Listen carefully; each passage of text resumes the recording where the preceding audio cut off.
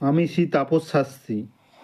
আমার একটা বান্ধবীর বেবিকে আগের হাজবেন্ড রেখে দিয়েছিল এবং দিচ্ছিল না, কোনো প্রকারেই দিচ্ছিল না। বহুদিন থেকে তার মা দেখা করতে গেছে, কিন্তু তাও দেখা করতে দেয়নি।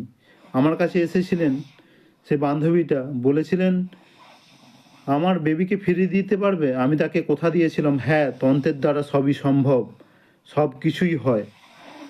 তার রেকর্ডিংটা আমি করেছি, সেই রেকর্ডিংটা আমি শোনাচ্ছি, শুনুন। হ্যাঁ বলো। বলছি তুমি খুশির জন্য কাজটা করে দিয়েছো? হ্যাঁ কাজ তো করে দিয়েছি। আজকে কাজ সঙ্গে অশান্তি হচ্ছে ওদের মধ্যে।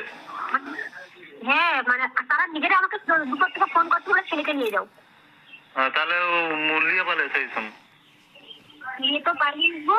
বলছি শোনো না, বলো। মানে অশান্তি ছেলে আমাকে তো বিকেল বেলা, মানে আমার ওই হাজবেন্ডের মা ফোন করে প্রচুর কান্নাকাটি করছে, বুঝতে পেরেছো? হ্যাঁ দিয়ে বলছে তুই কালকে আয় দেখা করতে, এসে তুই যে কোনো একদিন ছেলেকে নিয়ে চলে যাবে। আমি ঠিক আছে তাহলে যাবো ওদেরকে দেখা করতে। তারপরে সন্ধ্যেবেলা ফোন করেছে, সে প্রচুর অশান্তি, প্রচুর ঝগড়া, কিন্তু মারামারি কোনোক্ষণই হয়ে গেছে। তুই যে ছেনাকে নিয়ে পালে অ্যাকশন শুরু হয়ে গেছে। আমি তো ওই জিনিস বলতেছি, বিশাল অশান্তি হচ্ছে প্রচুর। ও অশান্তি হওয়ারই তো জিনিস করা আছে, অশান্তি হবেন তো। তোর কাছে বাচ্চারা এটার জন্য আত্মা করবে।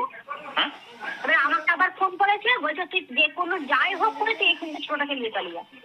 হ্যাঁ এই সময় এই সুযোগ আছে, এরপরে কিন্তু ওষুধের অ্যাকশন কমে গেলে আবার হবে না।